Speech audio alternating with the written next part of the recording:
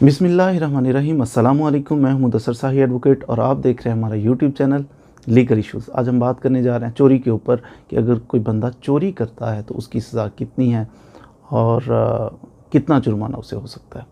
ये भी हमारे किसी सब्सक्राइबर ने, यूट्यूब चैनल के सब्सक्राइबर ने ही क्वेश्चन किया था कि आप रॉबरी के ऊपर, चोरी के ऊपर, डकैती के ऊपर वीडियो बनाएं। तो इंशाल्लाह आज हम बात करेंगे सिर्फ चोरी के ऊपर और एक्सटॉर्शन के ऊपर।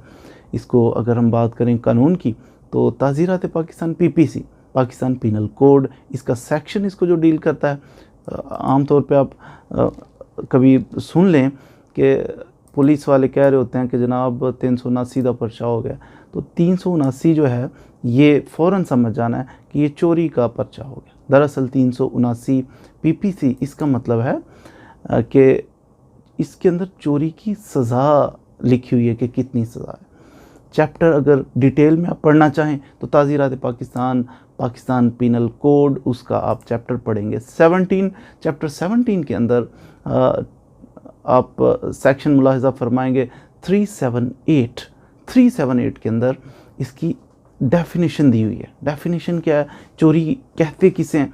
अगर कोई बंदा किसी दूसरे शख्स की मर्ज़ी के बगैर उसकी मनकूला जायदाद मूवेबल प्रॉपर्टी जो उठाई जा सकती है, एक जगह से दूसरी जगह ट्रांसफ़र की जा सकती है, अगर कोई शख्स किसी दूसरे बंदे की मूवेबल प्रॉपर्टी को उसकी मर्ज़ी के बगैर लेकर चल पड़े और उसकी इंटेंशन जो है बदनीयत हो, मैलाफाइड इंटेंशन हो कि उठाने की, ले जाने की बिला वजह, तो ऐसा बंदा ये चोरी कर रहा है। मिसाल के तौर पर मेरी बाइक खड़ी है तो कोई बंदा जनाब उसे स्टार्ट करके तो भाग रहा हो, तो इट मीन्स कि ये चोरी कर रहा है। उससे मुझसे परमिशन नहीं ली थी और मेरी मूवेबल प्रॉपर्टी को जनाब वो लेके तो रफू चक्कर होना चाह रहा था या हो गया है, तो मैं कहूँगा कि ये चोरी हो गई मेरी बाइक।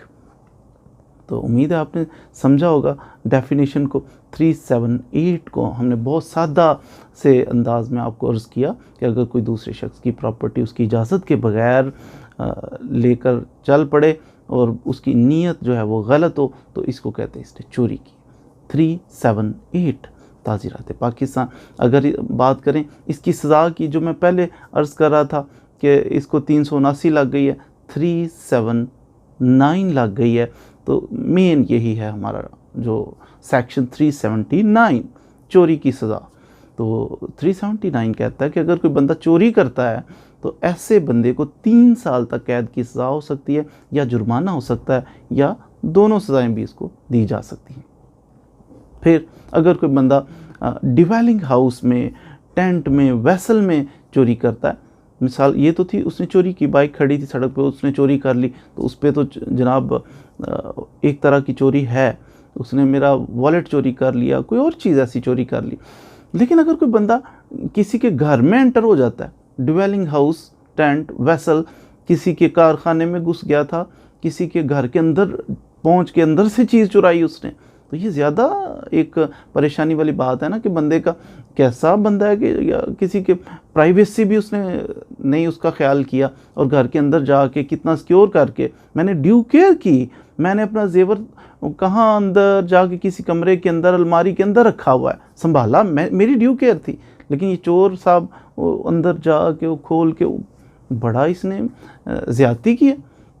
एक तो चीज़ थी मेरी बाहर पड़ी हुई है तो उसने उठा ली, ठीक है, ये भी गलत बात है।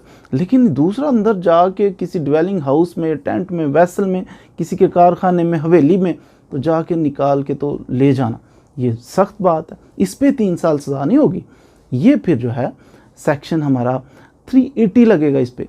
380 कहता है कि जो बंदा डिवेलिंग हाउस में, टेंट में, वेसल में जाके अंदर जाके एंटर होके फिर ले उड़ता है, चीज़ को चोरी कर लेता है, तो ऐसे बंदे को 7 साल कैद की सज़ा होगी और इसको जुर्माना होगा और दोनों सज़ाएं भी हो सकती हैं। फिर इसके साथ अगर कोई बंदा, ऐसा बंदा कि जो जिस पे हमने इत्मीनान किया वो चोरी करे तो उसकी सज़ा फिर डिफरेंट होगी।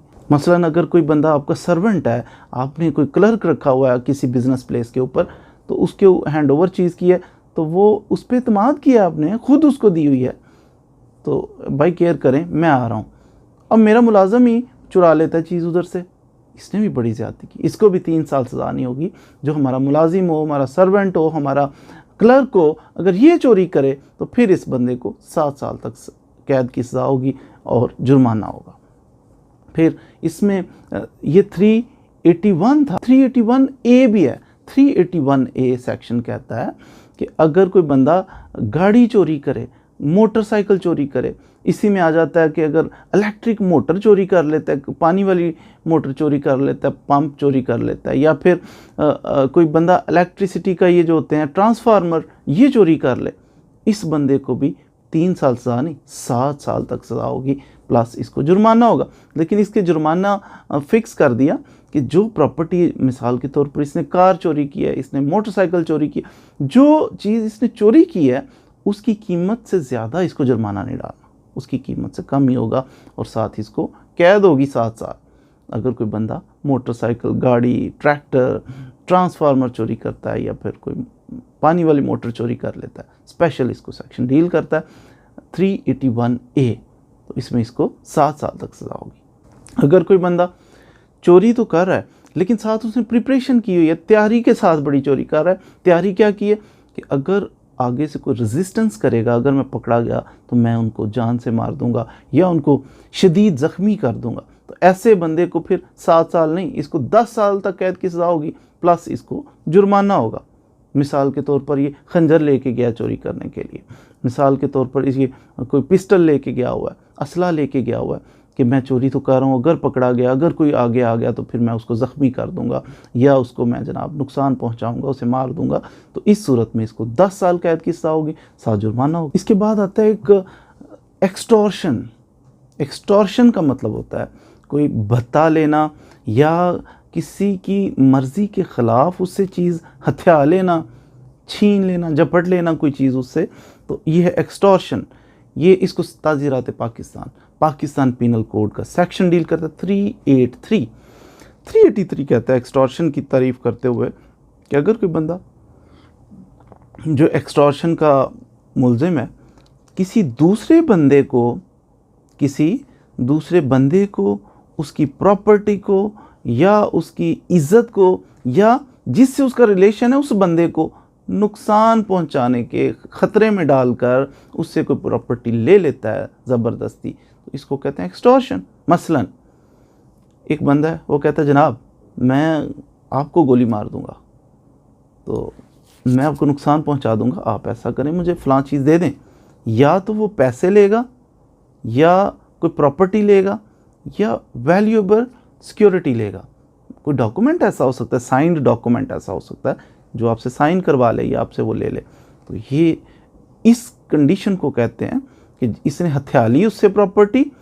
तो लेकिन कैसे हथियाई इसने कहा कि मैं, मिसाल के तौर पर कहते हैं मैं आपके बच्चे को जनाब अगवा कर लूँगा, मैं आपकी न्यूज़पेपर के अंदर ख़बर लगा दूँगा फ़लाँ, मैं जनाब आपकी फ़लाँ वीडियो है मेरे पास उसको वायरल कर दूँगा, और बंदा खौफ और ख़तरे की कंडीशन में कोई चीज़ उसको ट्रांसफ़र कर दे, उसको दे दे, तो वैल्यूएबल सिक्योरिटी उसको हैंड ओवर करे, तो ये चीज़ें जो हैं एक्सटॉर्शन में आएंगी।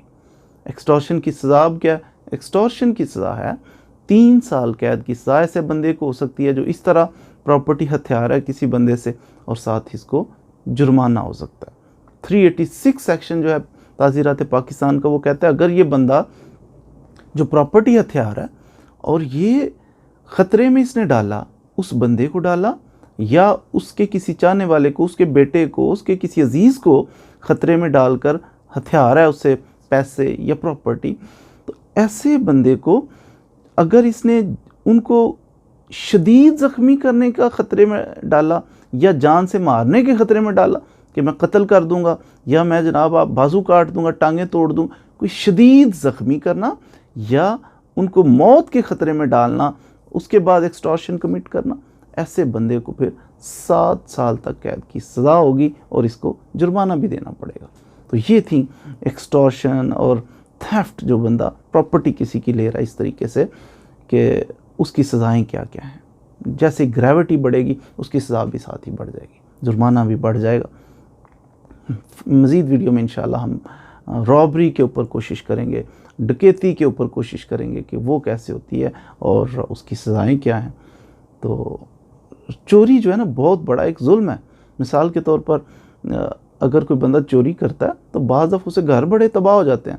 एक घर के अंदर एक चीज़ गायब हो गई है, कुछ पैसे थे गायब हो गए, जेवर था गायब हो गए, होगा क्या इससे, कॉन्सिक्वेंसेस क्या हैं इसके। इसने तो चोरी कर लिया, उसके बाद उस घर में रहने वाला हर फर्द एक दूसरे को चोरी महसूस कर रहा होगा। हो सकता है इसने की हो सकता है उसने की हो सकता है उसने की हो।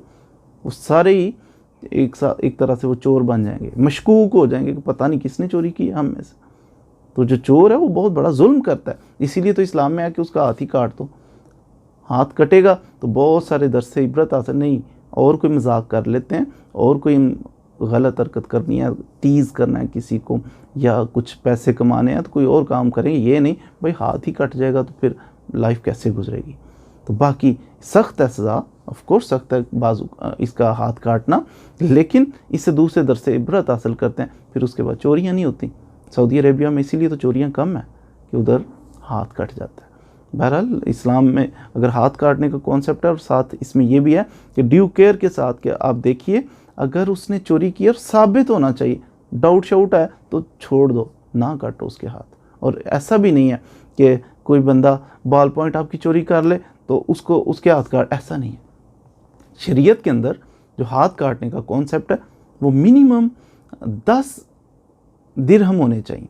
10 दिरहम तक चोरी करे। मिसाल के तौर पर पाकिस्तानी करेंसी की अगर बात करें, अप्रॉक्सीमेटली कोई 1000-2000 रुपया अगर वो चोरी करता है मिनिमम, तो फिर इसको वो सज़ा दी जा सकती है। अदर बहरहाल इधर आजकल काटे नहीं जा रहे। वैसे मैं एक बात कर रहा हूँ कि शरीयत में इस्लामी कानून के मुताबिक ये था कि 10 दिरहम मिनिमम होने चाहिए, फिर हाथ कटता है। उससे रोटी चोरी कर लिया तो उसके हाथ नहीं कटते थे, बाल पॉइंट चोरी कर लिया हाथ नहीं कटते थे। ये कुछ छोटी छोटी चीज़ें तो इस पर नहीं हाथ। किसी फ्रूट थोड़ा सा ले लिया, किसी से भूख लगी थी उसने चुरा लिया तो फिर भी इसको दरगुजर करते थे। चोरी यानी एक लिमिट थी कि कहाँ हाथ कटेंगे। बहरहाल आजकल तो कटते ही नहीं हाथ। तो अल्लाह ताला से दुआ है कि हमें ऐसे हराम है ना चोरी की चीज़, जो बंदा वो बहुत थोड़ी हो या बहुत ज़्यादा हो, ये हराम है। तो अल्लाह ताला से दुआ है हमें हराम से महफूज फरमाए, चोरी चुकारी से हमारे पाकिस्तान को, मुल्क पाक को हमेशा महफूज फरमाए। Thank you very much.